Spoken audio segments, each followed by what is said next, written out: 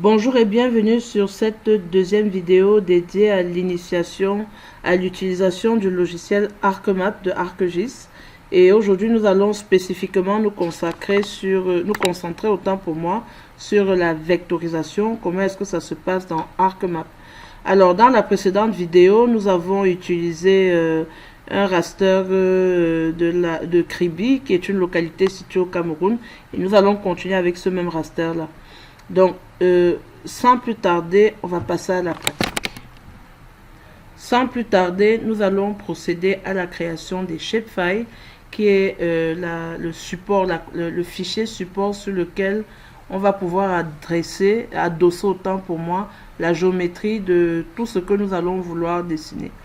Et avant de créer donc nos différents shapefile qui signifie fichier de forme, il est impératif d'explorer sa carte ainsi que la légende pour identifier les différentes entités qui y apparaissent. Par exemple, lorsque je me balade sur la carte de Kribi, je constate que j'ai des routes, un réseau routier. Certaines routes sont en double trait avec un fond rouge au milieu.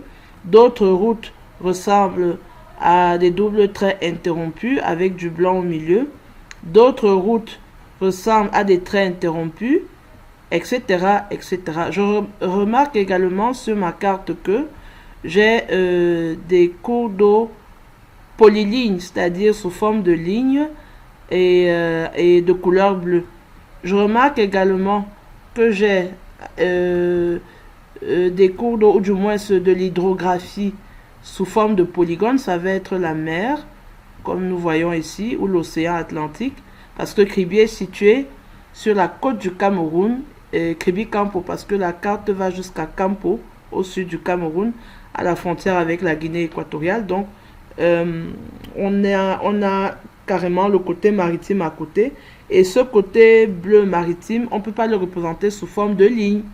C'est une surface, donc ça va être des polygones, comme forme géométrique basique pour représenter cet espace.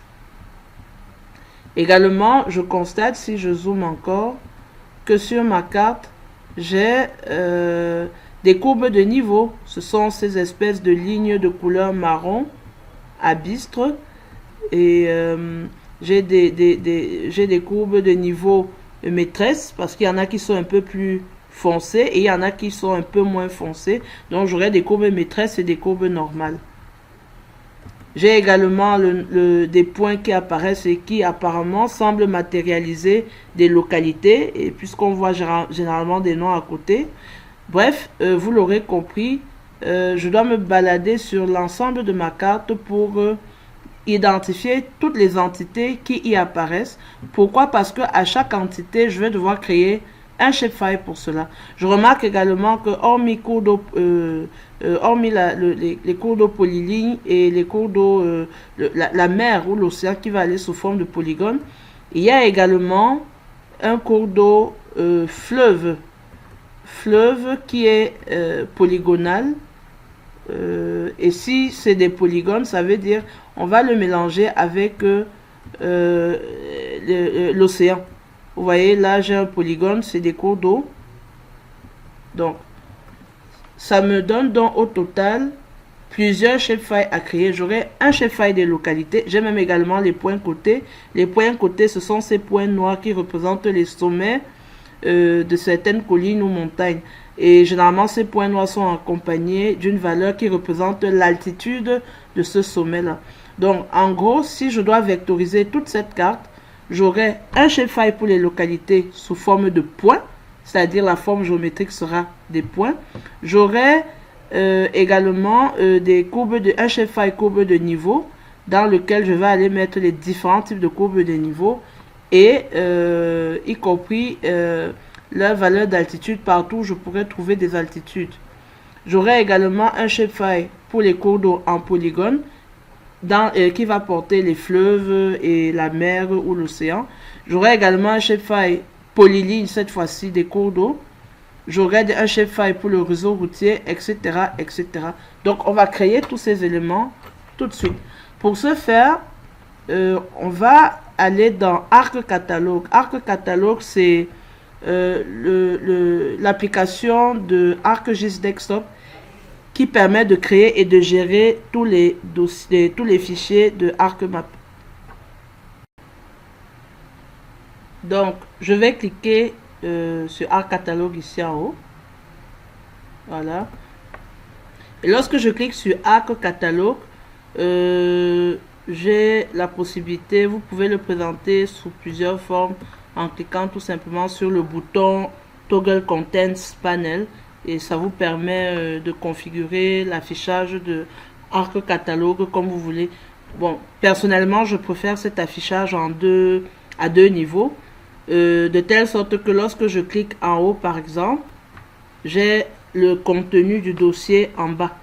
Ok, donc une fois que c'est dit, on va naviguer jusqu'à notre dossier de travail. Mon dossier de travail, il se trouve dans D.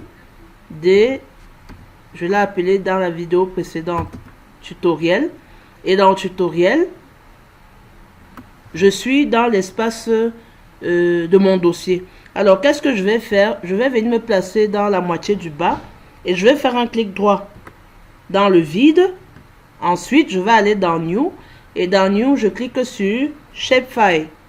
Dans Shapefile, je vais créer mon tout premier Shapefile. Dans la fenêtre qui apparaît, on me demande le nom du tout premier Shapefile que je veux créer au niveau de Name. Donc, je vais effacer New Shapefile et je vais mettre le nom du tout premier Shapefile que je veux créer. À ce stade, il est fortement déconseillé d'utiliser des caractères spéciaux et y compris l'espace. Pour mettre espace, supposons je voulais écrire localité, zone d'étude, j'allais devoir utiliser le tiret bas ou underscore pour écrire zone d'étude, comme ceci. Donc, il n'y a pas d'espace, pas de caractères spéciaux. Alors, il faut fortement éviter ça. Ça peut marcher dans certains cas et puis mais au moment d'utiliser certaines fonctions particulières d'analyse spatiale, ça va coincer. Alors, au niveau de Feature Type, je dois me rappeler quelle est la forme géométrique qui était utilisée lorsque j'explorais ma carte pour matérialiser les localités. Sur ma carte, on se souvient que mes localités étaient matérialisées sous forme de points et non pas de polylignes ou de polygones ou de multi-points ou de multi-patch. Donc, on va prendre point. Donc, Feature Type, pour localité, je choisis point. Par la suite, il est question que que j'attribue à mon shapefile des références spatiales. Donc, je vais cliquer sur Edit pour cela. Je vais à Edit. Dans Edit, je vais aller sélectionner les références spatiales qui me plaisent. On a dit que pour le Cameroun, on peut travailler en WGS 1984 si je veux rester dans un système de coordonnées géographiques, c'est-à-dire avec des unités angulaires. Sinon, si je veux travailler dans un système de coordonnées projectées, c'est-à-dire avec des unités métriques de longueur, tout ce qui est mètre, kilomètre, pied, pouce, yard, je peux aller de l'autre côté plutôt dans Projected Coordinate System. Donc là, je choisis de rester par exemple en degrés, tout ce qui est degrés décimaux et autres.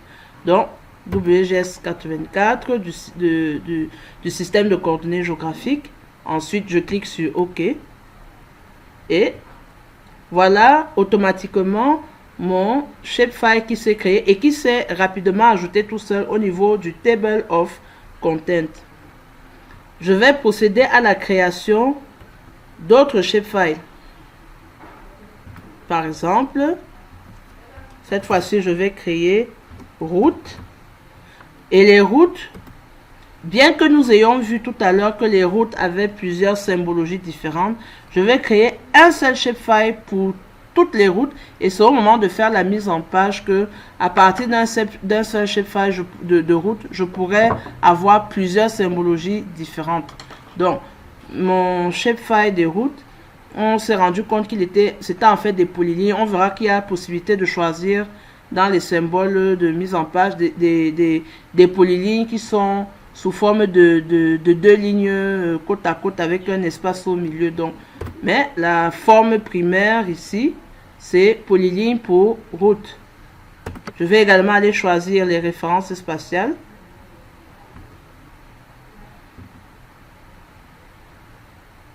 Je vais faire pareil avec les cours d'eau. Je peux d'abord appeler ça eau. Il y en avait certains en polyligne et d'autres en polygone. Donc,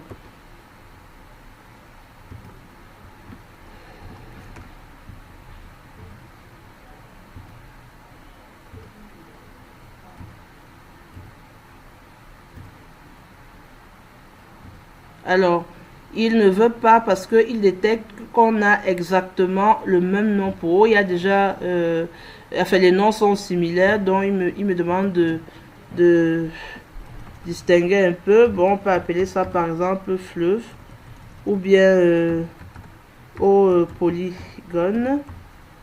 Attention, et aussi au niveau du nom à des chaînes de caractères un peu trop longs. ArcMap aura tendance à couper l'excédent de caractères du nom de votre shapefile. Ok, donc voilà, j'ai créé tous mes shapefiles. Pour compléter la création de mes shapefiles, il est question maintenant pour moi d'aller préparer ce qu'on appelle la table attributaire. La table attributaire d'un shapefile, c'est tout simplement cet espace qui va accueillir toutes les informations que je vais aller remplir sur chaque entité à l'intérieur de ce shapefile là. Donc, par exemple, chaque fois que je vais dessiner un cours d'eau, j'ai peut-être besoin d'aller marquer quelque part à l'intérieur du shapefile cours d'eau le nom de ce cours d'eau là. Ou alors, par exemple, chaque fois que j'aurai matérialisé ou vectorisé un point, il est question que, un point qui représente une localité, il est question que dans la table attributaire, j'aille par exemple donner un nom à ce point. Le nom de la localité en question, c'est quoi? Donc, toutes ces informations se mettent dans un espace du shapefile qu'on appelle la table attributaire. Et pour ce faire, qu'est-ce que je fais? Je vais devoir aller dans les propriétés, dans la table attributaire autant pour moi de chaque shapefile. Je fais un clic, et pour ce faire, je fais un clic droit. Je vais à Open Attribute Table. Dans Open Attribute Table, j'ai accès à la table attributaire, mais pour l'instant, elle est vide. Elle ne contient que 3 champs à défaut. Qu'est-ce qu'on appelle champ en matière de cartographie ou bien même de base de données informatiques au sens pur du terme? C'est tout simplement des colonnes. Donc, un champ, c'est une colonne. Mais le bon jargon, c'est champ. Alors, les champs à défaut que nous rencontrons dans les shapefiles, c'est le feed, le shape et le ID qui sont automatiquement gérés par le logiciel. Donc, on ne va jamais les effacer, on ne va jamais les toucher. On va même ignorer leur existence à notre niveau. On va faire comme s'ils n'existent pas. Mais moi, en tant qu'utilisateur, maintenant, je vais devoir créer mes propres champs. Et quelle est la logique sur laquelle je vais créer mes champs? Cette logique, c'est tout simplement qu'est-ce que ma carte m'apporte comme information et que j'ai envie de revoir effectivement dans ma carte. Hormis les informations que ma carte Kribi a de façon native, naturelle, il y a également d'autres types d'informations dont je peux avoir besoin par rapport à mon projet d'études sur lequel je suis, par exemple, ou mon projet professionnel. Exemple, si je prends le cas de localité. Bon, déjà, si on regarde la structure complète, on voit qu'au niveau du nom du shapefile, c'est bel et bien localité. À ce niveau, il n'y a pas de doute. Ensuite, on voit que si j'ai des besoins, peut-être en matière de... J'étudie par exemple, je veux recenser par exemple le nombre d'écoles dans ma localité. Je vais créer un champ qui s'appelle nombre d'écoles. Mais avant même d'arriver à créer le champ nombre d'écoles, j'ai quand même déjà besoin de connaître quel est le nom de chacune des localités que je matérialise. Ça va être le champ nom. Dans nom, je vais aller mettre des attributs. Dans chacun des champs, je vais aller mettre des attributs. Les attributs, c'est tout simplement les informations que je remplis sur chaque entité que je vectorise dans ce shapefile-là. Exemple d'attribut, il y a par exemple Kribi si je suis au niveau de nom. Donc, je vectorise un premier point de localité. Comment s'appelle cette localité? Elle s'appelle tout simplement Kribi. Ensuite, il y a une autre localité qui s'appelle par exemple Yaoundé, une autre qui s'appelle par exemple Paris, une autre New York, une autre Atlanta, une autre Mexico. Et pour chacune des localités, si je veux à la fois la population, c'est-à-dire le nombre d'habitants total, y compris le nombre d'écoles, je vais créer un champ population. Et pour chacune des villes, j'ai la population et le nombre d'écoles. Je peux aller plus loin en créant par exemple un autre champ qui s'appelle longitude et un autre qui s'appelle latitude. Évidemment, ceci n'est valable que si ma localité est sous forme de points, parce que je rappelle, on n'a pas la coordonnée, on ne peut pas avoir la coordonnée d'un polygone ou d'une polyligne.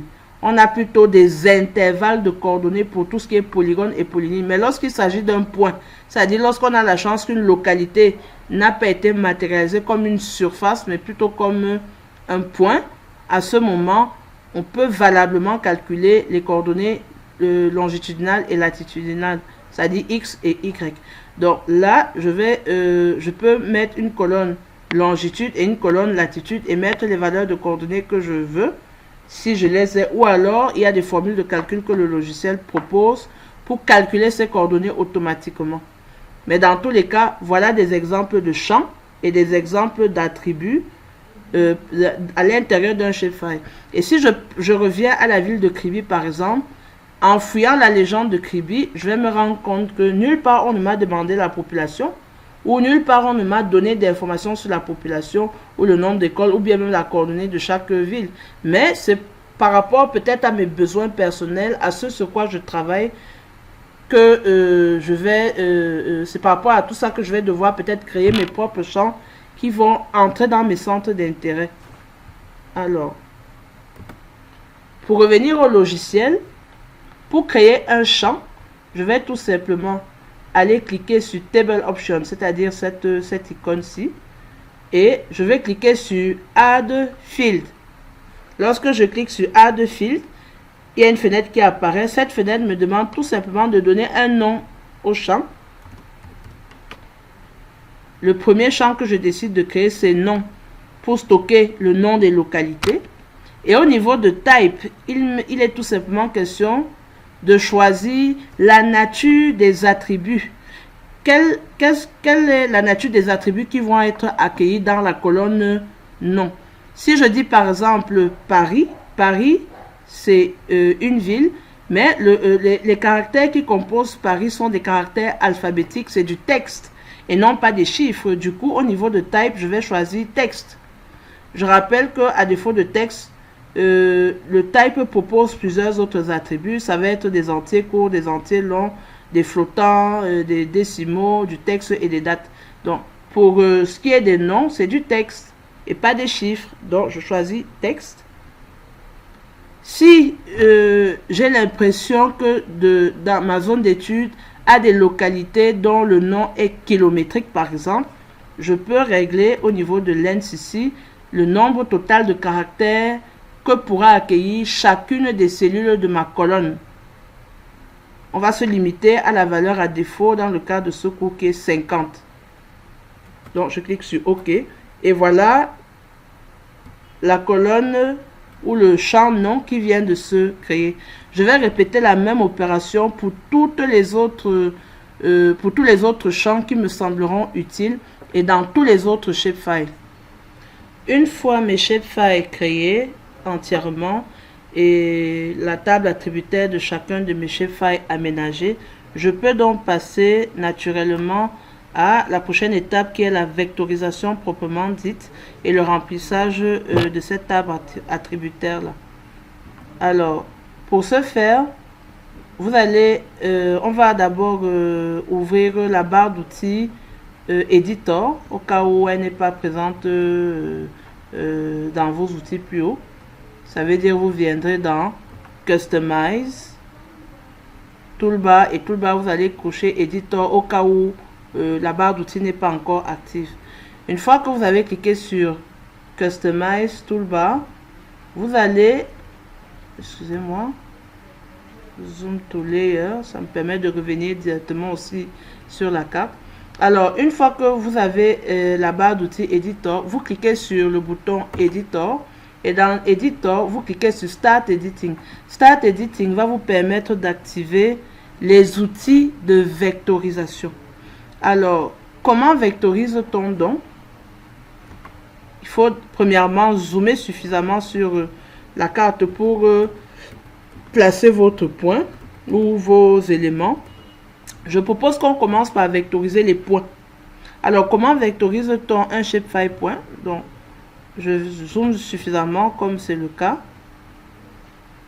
Et une fois que j'ai zoomé suffisamment, vous allez aller cliquer sur Create Feature. Create Feature, vous allez le trouver un peu plus haut dans la barre d'outils Editor. Vous allez voir Create Feature.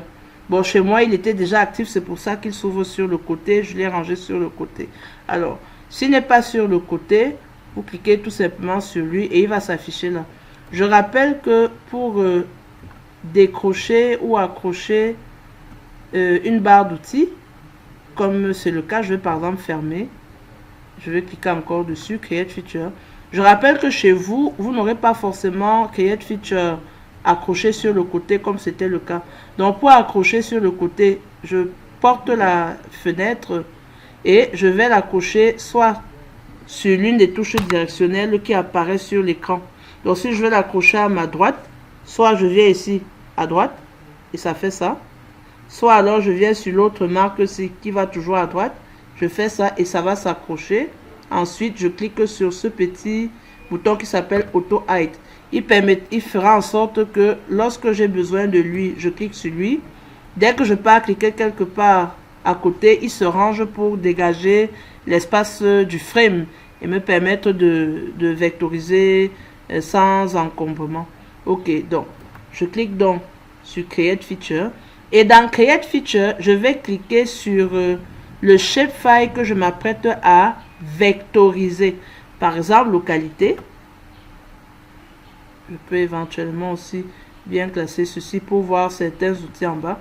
Donc, lorsque je clique sur localité, mon curseur va prendre la forme d'une souris, la forme classique de la souris, mais avec un point, une espèce de point sur la pointe. Et c'est tout simplement parce que je suis en train de vectoriser un shapefile point. Donc, je vais venir sur, par exemple, Nabor, ici. Nabor semble tomber sur l'un de ces points jusqu'à un niveau, peut-être jusqu'ici à peu près. Donc, je peux vectoriser un seul de ces points-là. Ici, ils ont matérialisé plusieurs points principaux du village Nabor. Je ne suis pas obligé de tous les vectoriser. Je peux juste matérialiser un seul. Donc, je vais cliquer là-dessus. Une seule fois, j'ai cliqué et ça me matérialise le point Nabor. Une fois que ce point est matérialisé, comme je viens de valider sa vectorisation, il reste en surbrillance. En surbrillance pour me rappeler que c'est lui que je viens de vectoriser. Je vais donc aller tout simplement dans la table attributaire en faisant un clic droit sur localité, Open Attribute Table. Et là, au niveau de nom, je vais tout simplement mettre le nom en question, c'est Nabor. Donc j'écris Nabor ou Nabora. Je crois que c'est Nabord. Hein? Je ne lis pas très bien. Alors, dès que c'est fait, je peux fermer tout simplement ma fenêtre et passer au prochain point. Pour passer au prochain point, c'est simple. Je viens par exemple ici, si c'est l'un d'eux. Bon, vous remarquerez que l'un d'eux, il n'a pas forcément un point à côté, c'est pas grave, mais on sait généralement aussi qu'avec la logique, les villages, les localités suivent la route. Donc, je ne mettrai pas par exemple le point de l'un d'eux qui ne se voit pas forcément. Je n'irai pas le mettre sur l'un d'eux ici, sur le N de l'un d'eux. Je le mettrai peut-être quelque part à côté de la route ici.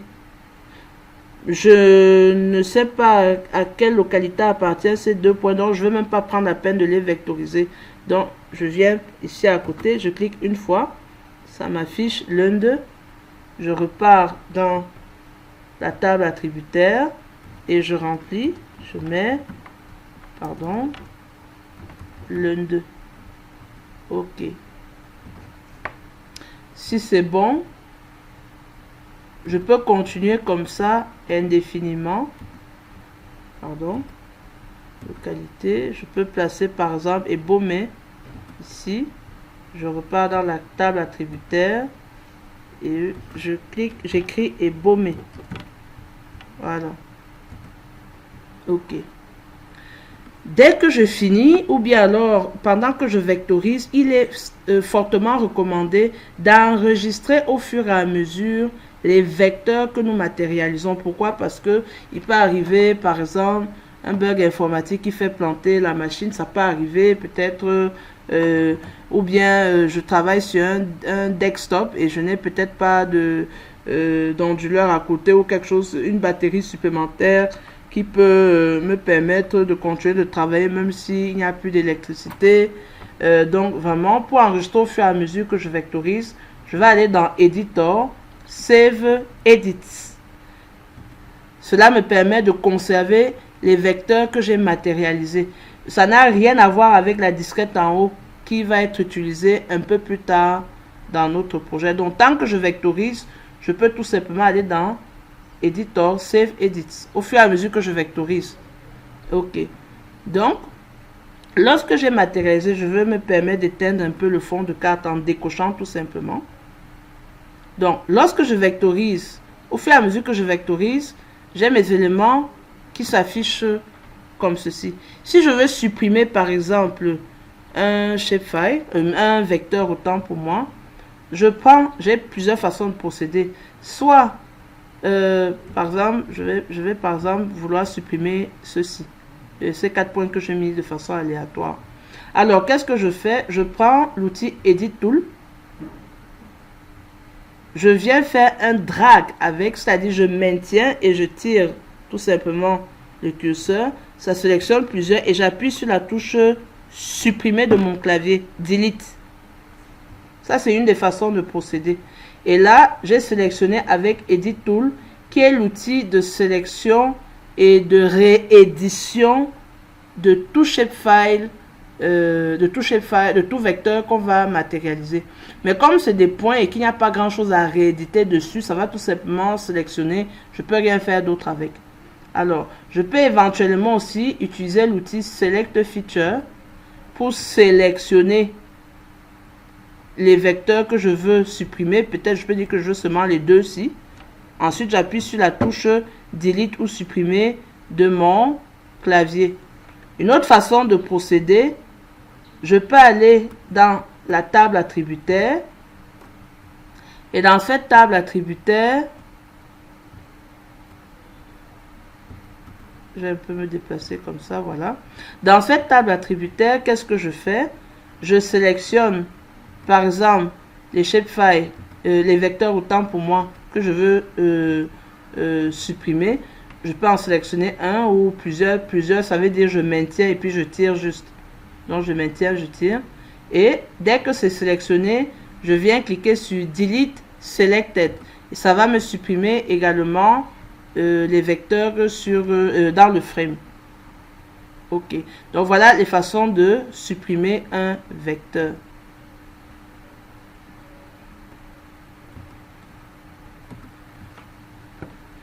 Voilà comment on vectorise un shapefile en point. À présent, nous allons passer à la vectorisation des shapefiles en ligne. Alors, pour faire une vectorisation en polyligne, c'est le même principe. À savoir, je vais commencer par zoomer suffisamment bien sur ma carte, sauf que je vais vraiment zoomer de façon à ce que mon curseur puisse se balader au milieu des lignes à vectoriser. Ensuite, je vais aller dans Create Feature et sélectionner le shapefile que je veux vectoriser et qui est en polyligne. Donc, par exemple, on va travailler avec route. Donc, je sélectionne route. Et une fois que j'ai sélectionné, je commence à cliquer de proche en proche en faisant des petits nœuds. Ces petits nœuds, le logiciel les appelle vertex au singulier et au pluriel, il appelle ça vertices. Donc, si vous tombez sur des fonctionnalités où vous voyez le mot vertex, pas de panique, ça veut dire tout simplement c'est les petits nœuds intermédiaires de vectorisation. Vous remarquerez que je fais des petits pas à certains endroits. Pourquoi? Parce que à certains endroits la forme change. Il y a des petites courbures, etc. Et c'est pas très droit, donc je suis obligé à ces endroits là de faire des petits pas. Et lorsque j'arrive dans des endroits où je peux faire un grand pas, comme par exemple ici, ben, tant mieux, je fais un grand pas jusqu'ici avant de faire un petit pas pour tourner. Donc voilà, à peu près comme ceci. Et lorsque j'estime par exemple que je suis arrivé au bout de ma vectorisation, de la ligne à vectoriser ou de la route à vectoriser, je double-clique. Comme j'ai double-cliqué, ça va matérialiser de façon définitive, ça va valider de façon définitive le vecteur que je viens de créer. Et qu'est-ce que je fais? Je vais tout simplement dans la table attributaire du shapefile concerné, et comme moi par exemple j'ai choisi de créer un champ type, je vais donner un attribut à ce vecteur là. Donc je vais par exemple écrire route principale, par exemple route principale. Ok, je vais reprendre la même opération un peu partout jusqu'à vectoriser tous les types de routes possibles.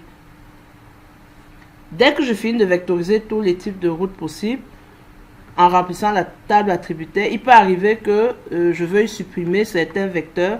Si j'ai besoin d'en supprimer certains, je vais procéder de la même façon qu'avec les points. Lorsqu'on vectorisait les points tout à l'heure, je parlais tantôt d'un détail sur l'outil Edit Tool.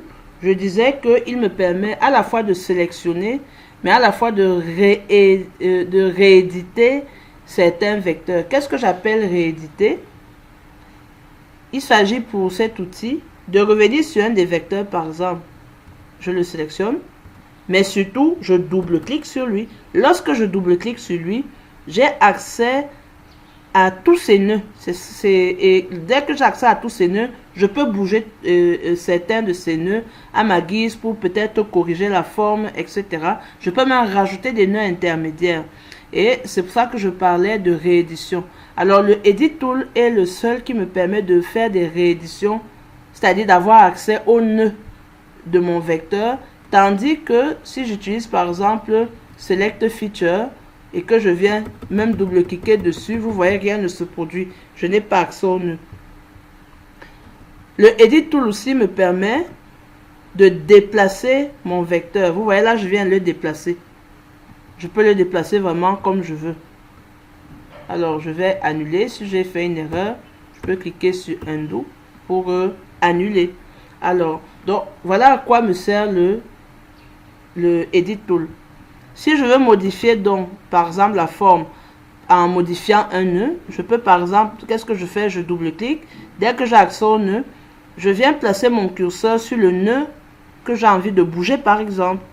Et une fois que mon curseur prend la forme d'une cible avec un cœur carré, je clique une fois et je peux bouger vraiment mon nœud dans tous les sens. Je peux aller le placer où je veux. Dès que je le place où je veux, il me garde quand même d'abord l'ancienne trace.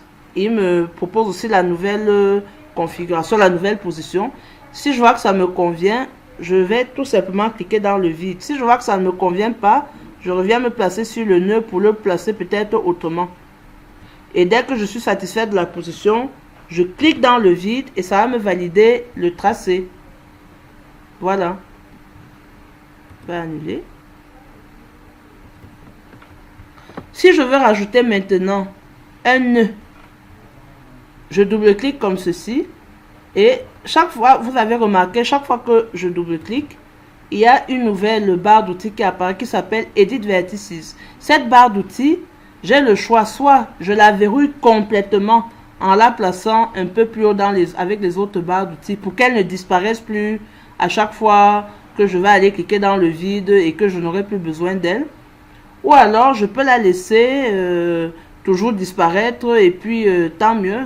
Vraiment, c'est chacun au choix. Donc, si je veux plus qu'elle disparaisse, je vais la fixer là en haut. Et de cette façon, même si je n'ai pas activé, je n'ai pas accès au nœud d'un vecteur, il ne disparaîtra plus jamais. Donc, pour revenir à ce que je disais tantôt, à savoir comment rajouter un nœud, je double-clique. Ensuite, dans cette nouvelle barre d'outils qu'on vient de fixer, je vais sur Add Vertex et ensuite je vais cliquer n'importe où je vais ajouter par exemple le vertex. Vous voyez, ça me met un nouveau nœud. Ce nouveau nœud, je peux le bouger, le modifier, faire vraiment ce que je veux de lui avant d'aller cliquer dans le vide pour matérialiser le tracé. Si je veux supprimer des nœuds, je pars plutôt sur Delete Vertex et je viens cliquer sur le nœud que je veux supprimer et il se supprime. Dès que je finis, je peux aller cliquer dans le vide pour valider le tracé. Alors, voilà comment on vectorise une ligne. À présent, je vais procéder à la vectorisation d'un shapefile polygonal, donc d'un polygone. Comment est-ce que ça se passe? Donc, on est au petit c. Comment est-ce que ça se passe? Je reviens tout simplement sur ma carte. Je vais chercher, par exemple, je sais pas, je vais chercher par exemple le fleuve ici en bas. Je vais un tout petit peu zoomer là, assez zoomer. Je vais même bien zoomer. Donc, je propose que nous fassions ensemble ce tronçon jusqu'ici. Pourquoi jusqu'ici à peu près? Parce que, ou bien même je vais couper un peu là, juste pour que ça aille rapidement. Je vais couper à peu près là. Et je vais m'arrêter là. Pourquoi? Parce que à partir d'ici, le cours d'eau devient polyligne. Il n'est plus polygonal. Donc, je vais zoomer quelque part, par exemple ici. Et je zoome de façon à voir suffisamment les pixels. Donc, comment est-ce que je procède? Je pars encore dans Create Feature. Cette fois-ci, je sélectionne Polygone. Et je vais supposer que peut-être mon polygone commençait et finissait ici. Je fais des petits pas. Au fur et à mesure que je fais des petits pas, j'ai cette fois-ci deux lignes qui me suivent. La première ligne qui me suit, elle relie la dernière position connue de mon curseur avec sa position actuelle. Tandis que l'autre ligne, elle fait le lien entre la position actuelle de mon curseur et le tout premier point du polygone. Donc, pas de panique donc. Je fais des petits pas, par exemple juste ici. C'est vrai que c'est assez flou.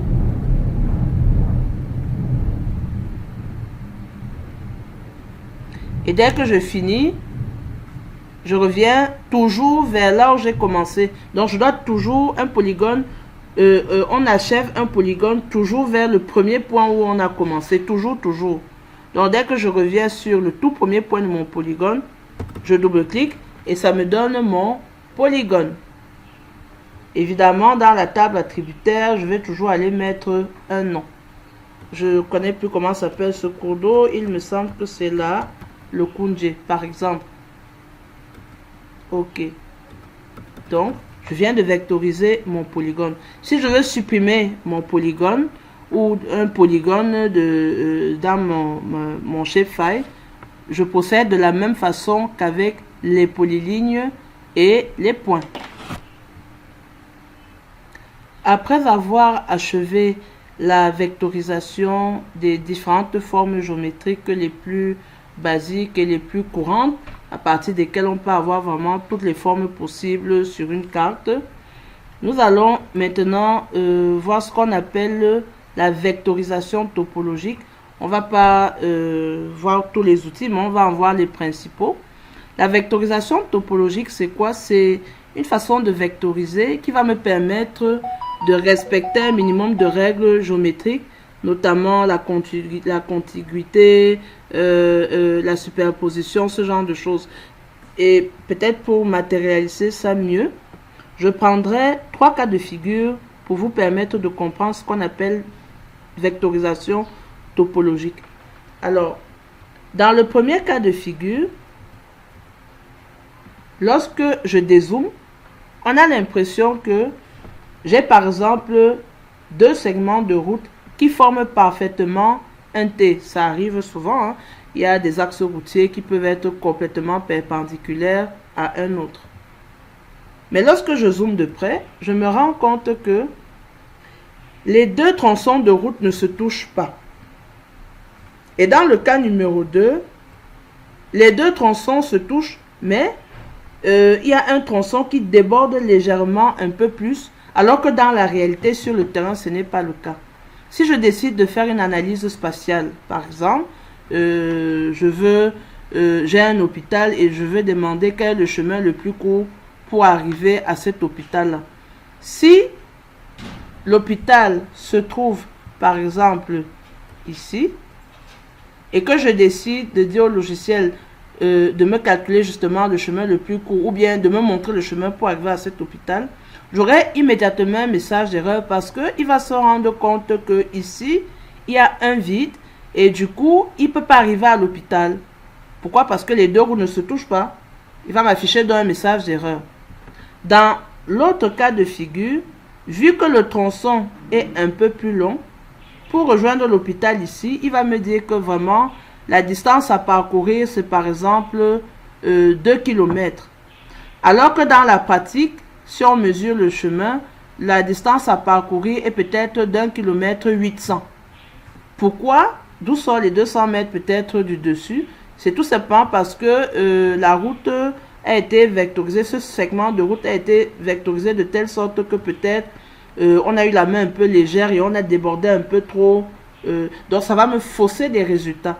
Du coup, ça va même me fausser des interprétations et certaines prises de décision. Parce qu'il faut le rappeler, une carte est un outil d'aide à la prise de décision. Donc elle doit être le plus possible le reflet strict de la réalité. On ne peut pas avoir sur le terrain une route qui ne déborde pas comme c'est le cas ici, mais sur une carte au moment de vectoriser, ça déborde. Dans le troisième cas de figure, supposons qu'il m'ait demandé de vectoriser des couches géologiques ou alors les limites administratives d'un quartier ou d'un département ou d'un arrondissement ou bien même de région. Dans le premier polygone, on va supposer que c'est le département numéro 1. L'autre forme à côté, on va dire c'est le département numéro 2. Tandis que la dernière forme, on va dire c'est le département numéro 3. Le département numéro 1 et 2 sont parfaitement contigus. Personne ne déborde chez l'autre, personne ne superpose l'autre.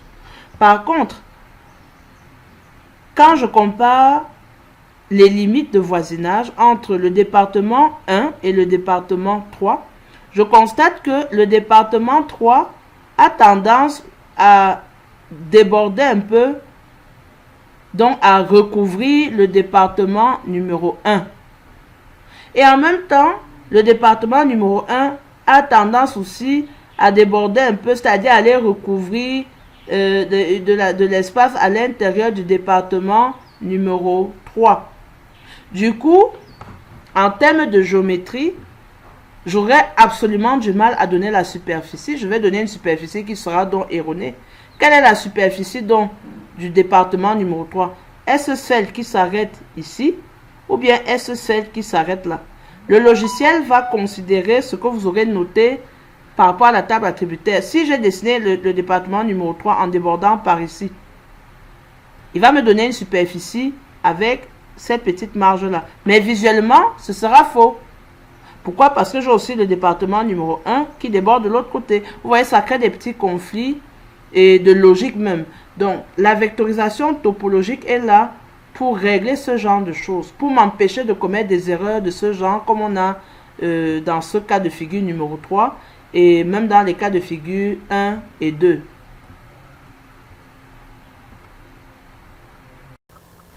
L'outil le plus simple pour faire de la vectorisation topologique, c'est l'outil Snapping. Il se trouve dans la barre d'outils Snapping que voici. Voilà. Et son principe d'utilisation est simple.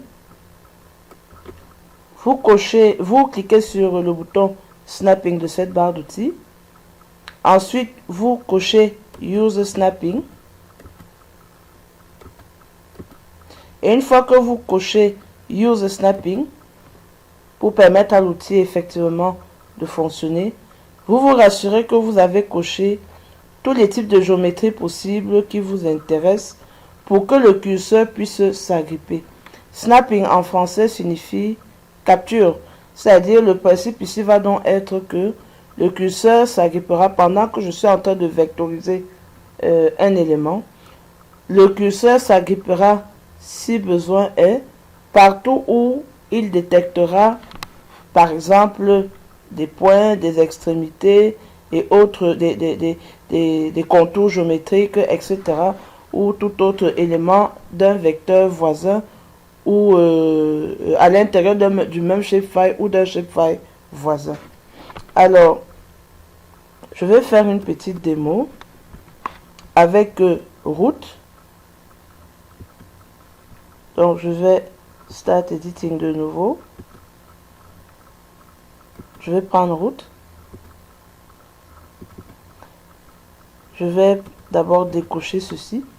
Donc, on s'est dit tout à l'heure que parfois, en voulant trop bien vectoriser, je pense que j'ai peut-être cliqué au bon endroit, je valide, mais lorsque je zoome,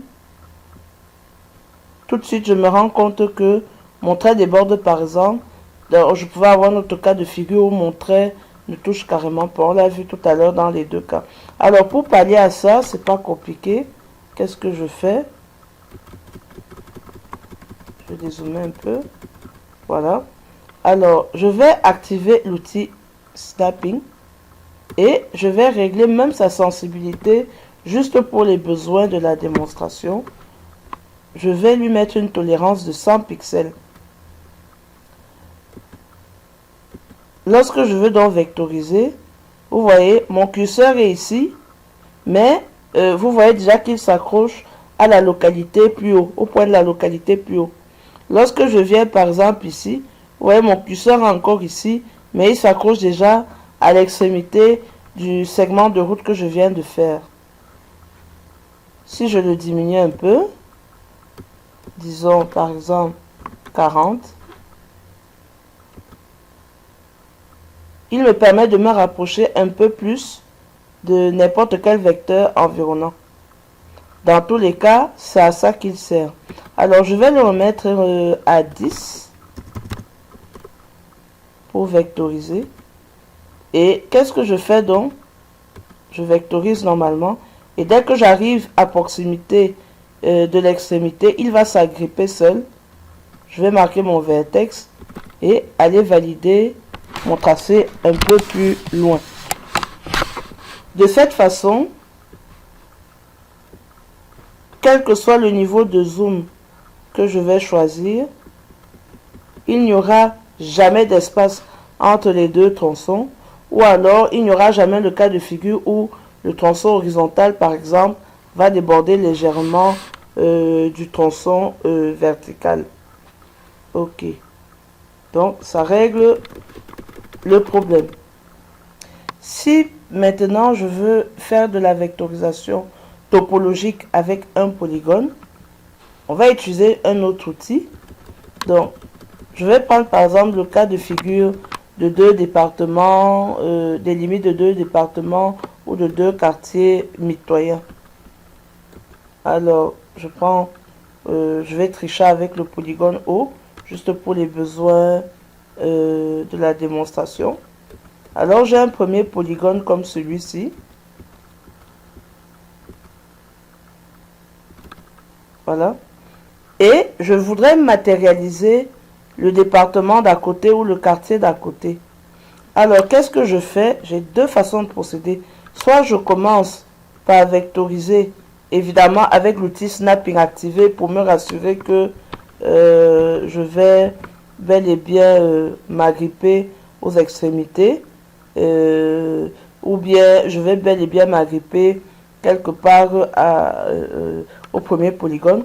Donc soit je commence à vectoriser par l'extérieur, ensuite je reviens calquer les limites mitoyennes, soit alors je commence par calquer les limites mitoyennes avant d'aller vectoriser l'extérieur qui correspond au second polygone. Dans tous les cas, je vais faire appel à cet outil qu'on appelle Trace Tool. Alors, comment ça fonctionne? Je commence par exemple par le cas de figure où je voudrais vectoriser tout ce qui est à l'extérieur. Donc, je vais faire ça. Mon snapping étant activé, je vectorise bien tout ce qui est à l'extérieur. Ensuite, je viens par exemple m'agripper là. Dès que je viens là, je marque le nœud.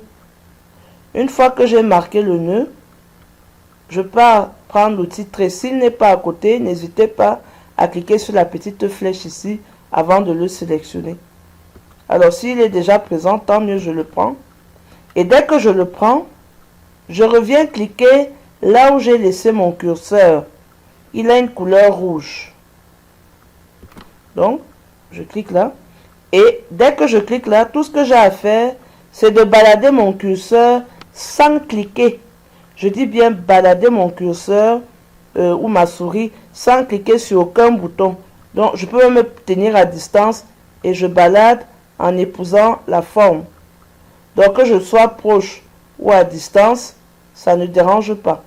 Donc, dès que je fais le tour de la partie mitoyenne, c'est-à-dire la partie en commun, je double-clique et voilà deux polygones complètement autonomes, bien voisins, avec un mur mitoyen ou du moins une limite commune, sans que personne ne déborde chez l'autre. Ça s'appelle une vectorisation topologique et là on est bien dans le cas d'un polygone. Je vais prendre maintenant le deuxième cas de figure. Le deuxième cas de figure, c'est que je souhaite commencer ma vectorisation par la partie en commun avant d'aller vectoriser l'extérieur du troisième polygone que je vais matérialiser tout à l'heure. Alors dans ce cas, qu'est-ce que je fais? Je sélectionne l'outil Trace Tool. Je viens par exemple commencer ma vectorisation, disons ici. Dès que j'ai placé mon Trace Tool, c'est vrai que ça ne se voit pas bien à l'écran parce que le premier polygone n'est pas sélectionné, mais vous allez avoir une sensation de quelque chose qui bouge sur la ligne que j'essaie de suivre. Donc je vais la suivre soit proche, soit en état à distance, mais en faisant le jeu de la forme de ce que j'ai envie de calquer. Donc je viens là, je viens là, je viens là. Et puis je peux dire que par exemple je m'arrête ici. J'appuie une seule fois à l'endroit où j'estime que la limite en commun s'est achevée.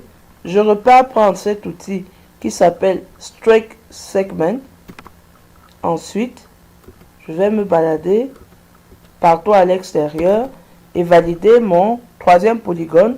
Et de la même façon qu'avec le deuxième polygone, j'ai toujours une vectorisation topologique pour un polygone. Dès lors, on va pouvoir passer à la prochaine et dernière étape de cette vidéo sur la vectorisation, à savoir comment est-ce qu'on fait une vectorisation avec quelques outils avancés. Certains seront là pour nous aider toujours à éviter de faire des erreurs topologiques. D'autres seront là pour nous permettre de faire des petites corrections ou continuer une vectorisation. Bref, faire des choses un peu plus poussées. Alors, sans plus tarder, je vais me permettre de désactiver le raster. La première des choses que nous allons faire, c'est comment est-ce que nous faisons pour rattraper, par exemple, des erreurs sur un shapefile qui n'a pas été créé par nous, qui n'a pas été vectorisé par nous. C'est généralement le cas lorsqu'on est en milieu professionnel.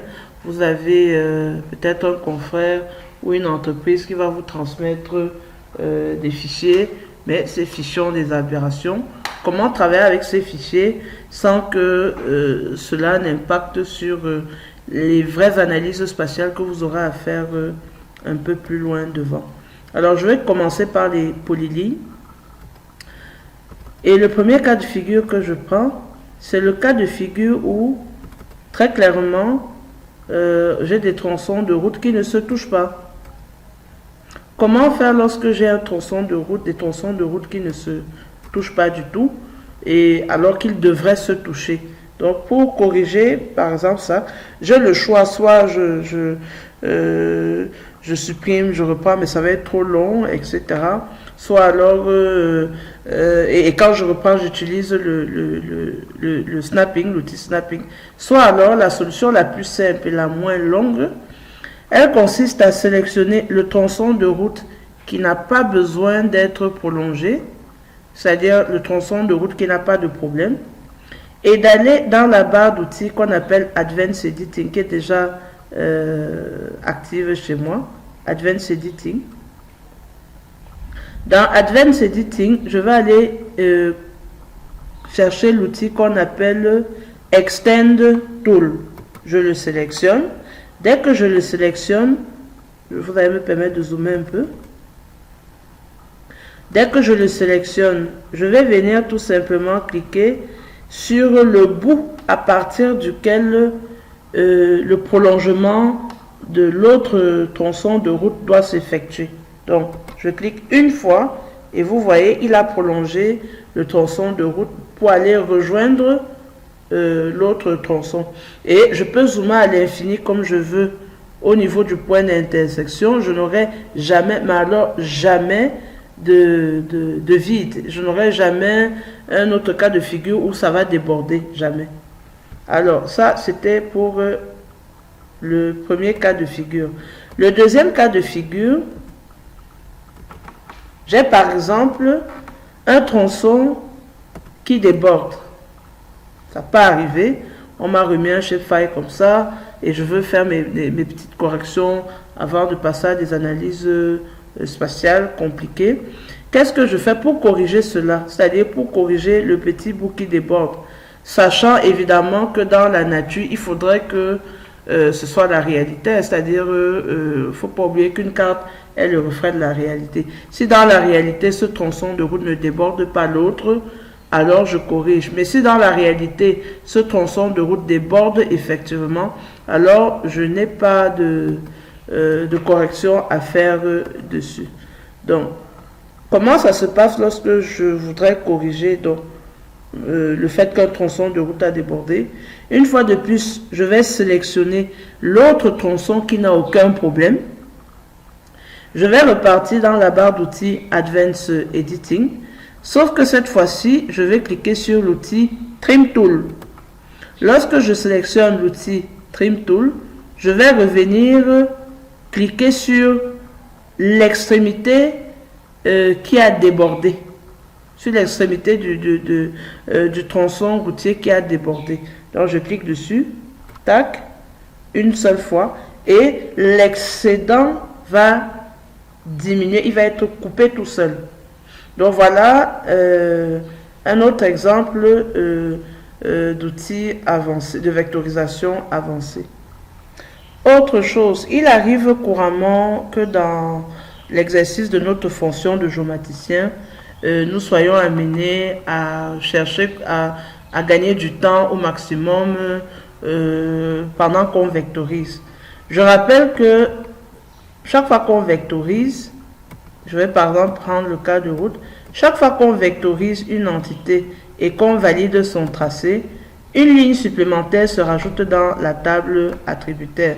Ça, c'est connu. Alors, il est donc courant, lorsqu'on veut gagner du temps, et si on a la chance d'avoir la possibilité de le faire sur le plan technique, de ne pas se priver. Comment ça marche? Parfois, je peux avoir des éléments vectoriels qui ont le même attribut. Exemple, je vais par exemple réallumer mon raster et je me rends compte que sur mon raster, j'ai cette tronçon de route, cette forme-ci en double trait interrompu. Ça me fait un tronçon, voilà un autre ici en Y, voilà un autre ici, encore ici encore là, aussi là. Alors, imaginons que j'ai 1000 tronçons comme cela sur toute l'étendue de ma carte. Et vous imaginez, à chaque tronçon de route que je vais vectoriser ainsi, bon, on va les appeler, on va supposer qu'ils ont pour attribut l'attribut route secondaire. Donc, chaque fois que je vais vectoriser des routes secondaires, ça va me faire une ligne supplémentaire dans la table attributaire qui va se rajouter et que je devrais aller remplir en écrivant la phrase route secondaire. Donc, si j'ai 1000 routes secondaires comme ça me fait 1000 fois le nombre de fois où je vais aller écrire route secondaire dans la table attributaire. Et ça me fait perdre donc du temps. Donc, si à chaque fois que j'écris, je perds 5 secondes, vous imaginez 5 secondes multipliées par 1000, ça me fait 5000 secondes, ça fait beaucoup. Donc, si je veux réduire ce temps-là, il y a possibilité de vectoriser les 1000 routes secondaires, mais de telle sorte que dans la table attributaire, il y ait une seule ligne qui se rajoute, dans laquelle je vais aller écrire une seule fois la phrase route secondaire. Ça se passe comment? Je vais me permettre de tricher en décochant.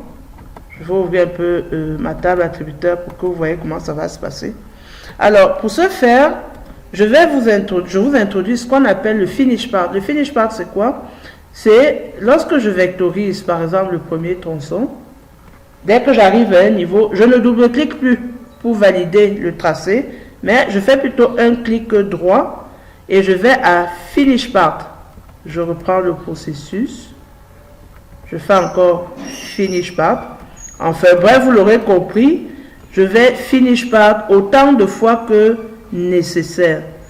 Et dès que j'arrive au tout dernier tronçon qui m'intéresse, je vais double-cliquer. Et vous remarquerez qu'au niveau de ma table attributaire, ça va m'afficher une seule ligne d'attribut dans la table attributaire.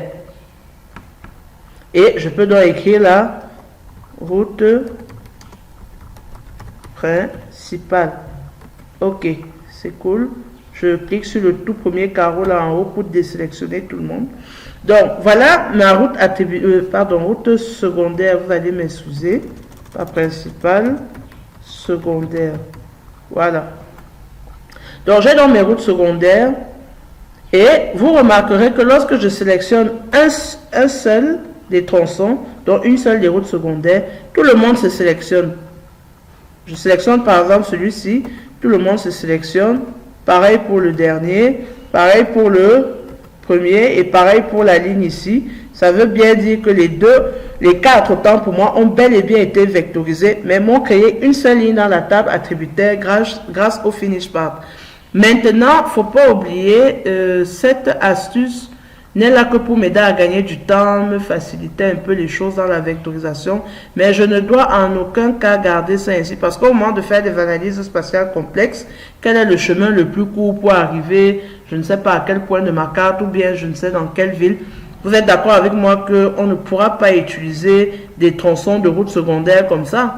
Ça va me fausser le résultat. En fait, ça va me créer même des bugs à la limite parce que le logiciel ne saura pas par où passer, vous dire de passer pour arriver par exemple là où vous voulez aller parce que il a plusieurs entités en une seule table attributaire et en une seule ligne dans la table attributaire, donc c'est pas évident.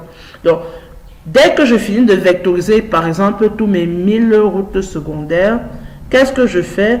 Je sélectionne et je vais dans Explode Multipart Feature. Ça va me permettre de les éclater de telle sorte que s'ils étaient 1000, que les 1000 retrouvent leur autonomie tout en conservant les attributs de la seule ligne dans laquelle ils étaient tous ensemble groupés. Et vous voyez, dès que j'ai utilisé Explode Multipart, évidemment, il faut d'abord sélectionner avant d'aller cliquer sur Explode Multipart. Ça m'a éclaté effectivement en 4 tronçons et ça m'a conservé l'attribut route secondaire que j'avais eu à écrire une seule fois. Voilà une façon très rapide de gagner du temps et pendant la vectorisation. Le dernier élément que je vois avec vous concernant les polylignes, c'est qu'il peut arriver que j'ai vectorisé On va reprendre le cas, ou bien on va utiliser parmi les tronçons, quelqu'un de déjà vectorisé. Il peut arriver que par mégarde, j'ai double-cliqué alors que je n'avais pas fini de vectoriser ce tronçon, c'est-à-dire on part du principe que ce tronçon ne s'arrête pas là où on le voit. Peut-être il continuait plus haut, ça peut arriver. Si mon tronçon continuait plus haut et que je n'ai pas envie de l'effacer pour recommencer parce que ça peut être un long tronçon que j'ai pris le temps de faufiler, etc., de suivre. Donc, ça peut être énervant de reprendre à zéro s'il est trop long et qu'il continue encore. Donc, qu'est-ce que je fais si ça arrivait? Pas de panique. Je sélectionne le tronçon en question. Je double-clique. Et dès que je double-clique sur lui, je vais tout simplement dans Edit Vertices qui apparaît dans la boîte à outils Edit Vertices, que je rappelle que je peux fixer ici pour qu'il ne disparaisse plus chaque fois que je vais sortir du mode de réédition. Je clique sur cet outil qui s'appelle Continue Feature Tool. Donc je le clique et vous allez voir que il va me permettre de continuer jusqu'où je veux avant de double-cliquer. Je rappelle que je vais annuler. Je rappelle que le vertex de couleur rouge, c'est le tout dernier point où je me suis arrêté au moment de valider le tracé d'un vecteur. Tandis que les vertex verts, c'est les plus anciens vertex. Sachant que le premier, c'est effectivement celui-ci. Et en fait, tous les autres qui sont verts, vraiment, c'est les anciens. Mais là où j'ai arrêté ma vectorisation sur un vecteur, il reste en rouge. Le vertex prend la couleur rouge. Donc, c'est tout à fait normal qu'au moment de continuer, qu'il me fasse continuer par le haut, puisque le vertex rouge est par le haut. Maintenant, il peut arriver que j'ai plutôt vectorisé, que le tracé, j'ai plutôt vectorisé à partir d'ici jusqu'en haut, mais le tracé devait continuer plutôt par le bas. Ça peut arriver, hein? Donc, si le tracé devait plutôt continuer par le bas, pas de panique.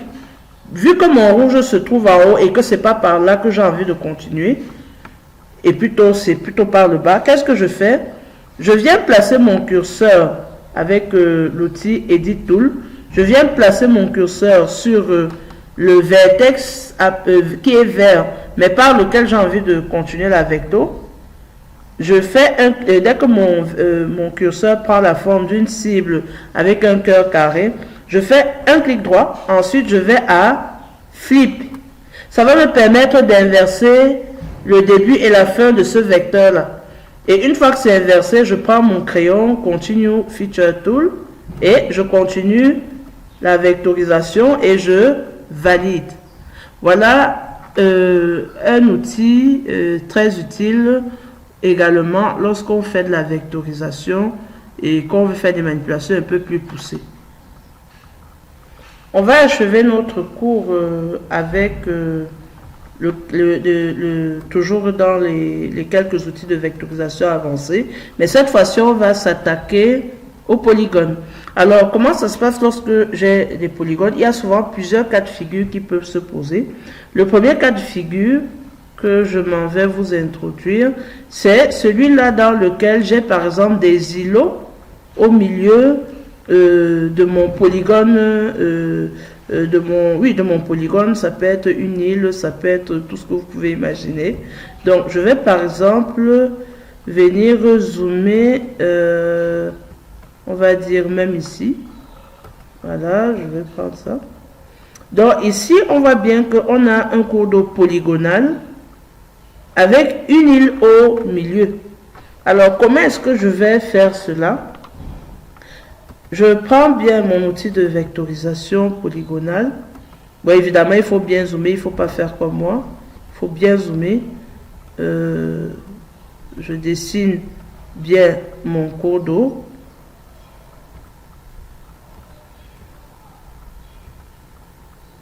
Voilà. Sauf que lorsque j'arrive à faire le tour de la forme du polygone, je dois trouver mon polygone. Pourquoi je le trouve? Parce que si je décide de le valider sans le trouver, ça fait comme si j'ai un polygone homogène avec toute sa surface entière. Et en topologie, il n'est pas technique, c'est pas bien, c'est pas approprié de dessiner un polygone sur un autre ou de superposer un élément sur un autre comme ça. Ça ne se fait pas. Donc, on est obligé de trouer, parce que même dans la nature, le cours d'eau, si je prends le cas d'espèce, le fleuve en question, il a bel et bien une île au milieu.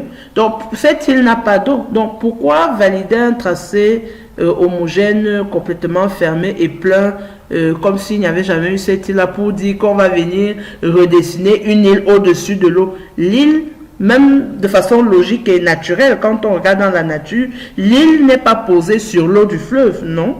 L'île, c'est l'eau coule plutôt sur les contours de l'île. Vous voyez un peu ce que je veux dire. Donc, je vais arriver à ce niveau et faire un clic droit et aller une fois de plus dans Finish Part. Lorsque je vais dans Finish Part, je vais tout simplement faire le pourtour, dessiner le pourtour de l'île qui est à l'intérieur. Alors, si vous avez du mal à voir, moi je vois un peu en inclinant mon écran, mais si vous avez du mal à voir les contours de l'objet qui est à l'intérieur, n'hésitez pas, avant de vous lancer dans dans des vectorisations des polygones, n'hésitez pas à aller jouer peut-être avec la transparence de la couleur. Par exemple, je peux partir dans les propriétés de polygone sous l'onglet display et je mets par exemple même un 50% de transparence. Ça, c'est pour ceux qui ont peut-être du mal à bien voir ce qui est caché en dessous. Donc, ça veut dire que si je vectorise peut-être à 30%, je vais faire exprès d'effacer ça et de reprendre. Je dessine bien mon polygone.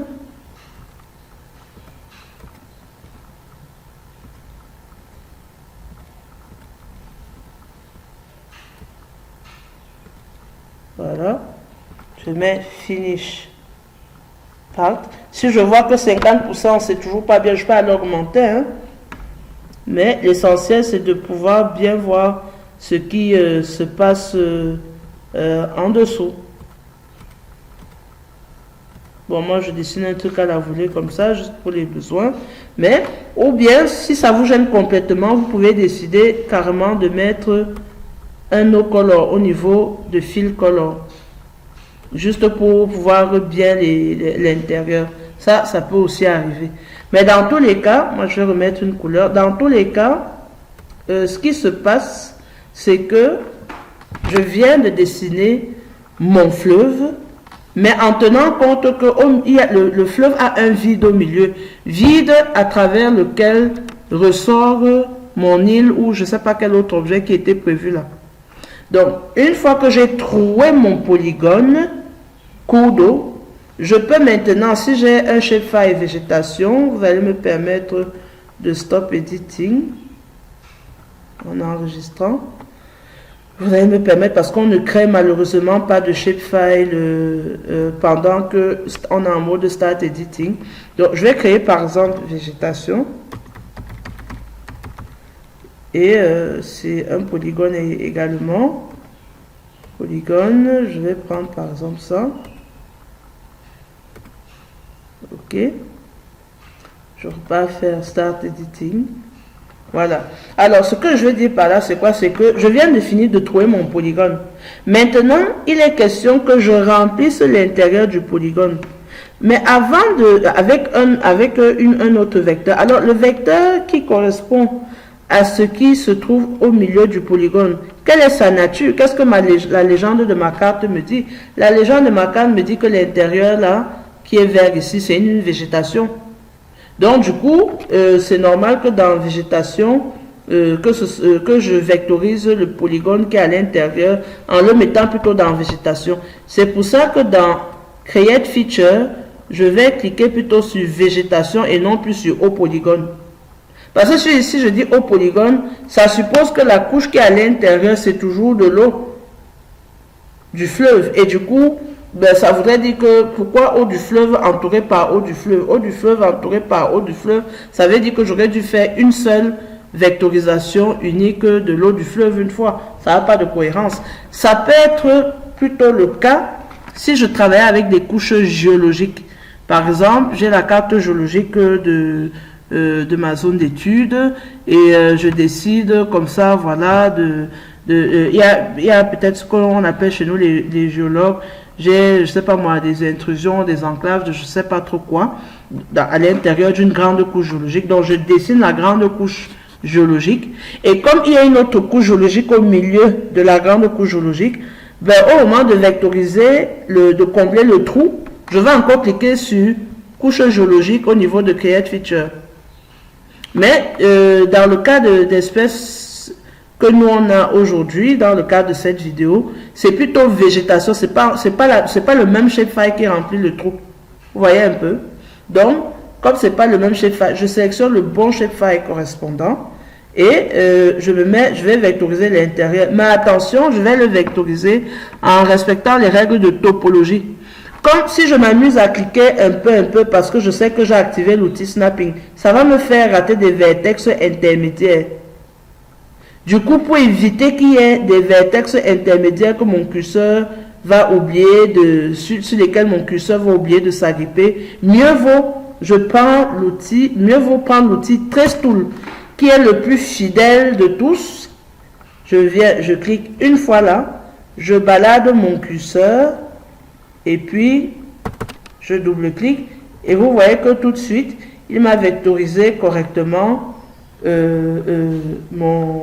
ma végétation à l'intérieur, et même si je zoome à l'infini comment, il n'y aura jamais un vide ou un bout de végétation qui déborde sur l'eau, n'importe comment. Non, chacun est vraiment vectorisé à sa place. Donc voilà un des cas de figure qu'on pouvait voir avec le polygone. Alors voilà, c'est mieux clair comme ça. Ce cours de vectorisation avec quelques outils avancés, notamment sur les polygones, on va l'achever avec la dernière manipulation de notre vidéo. C'est toujours sur les polygones. Alors, il s'agit de comment est-ce que je peux par exemple découper un polygone. Donc, si je prends par exemple végétation, je dessine un truc comme ça. Voilà, je double-clique et je décide par exemple, je veux par exemple décider que toute cette partie sera un polygone à part. Je n'aurais pas dû faire ça peut-être en un polygone unique, mais j'aurais dû faire ça en deux polygones parce que c'est peut-être pas le même type de végétation. Peut-être à gauche c'est une savane arborée, à droite c'est une savane herbacée par exemple. Alors qu'est-ce que je fais? Je me rassure que le polygone en question est sélectionné. S'il n'est pas sélectionné, je le sélectionne avec soit l'outil Edit Tool, soit l'outil Select Feature. Et une fois que c'est fait, je choisis l'outil Cut Polygon. Je viens cliquer sur les vertex ou les nœuds qui correspondent aux limites de mon polygone. Ensuite, je clique sur le premier. Ensuite, lorsque j'arrive sur le deuxième et dernier nœud qui va former l'axe de coupure, je double-clique et vous voyez, ça a clignoté rapidement en me montrant deux parcelles. Et qu'est-ce qui se passe? Lorsque je reviens donc sélectionner une parcelle, celle de gauche ou celle de droite, vous voyez, elles se sélectionnent de façon autonome. Pourtant, tout à l'heure, elles ont été vectorisées en un seul et unique polygone autant pour moi. Et au milieu, j'ai bien l'axe de coupure ici, qui peut être peut-être dans la réalité là où était la limite des deux. Voilà. Donc, ainsi s'achève totalement cette vidéo dédiée entièrement à la vectorisation sur ArcMap. N'oubliez pas de liker nos vidéos et de partager au maximum. Merci.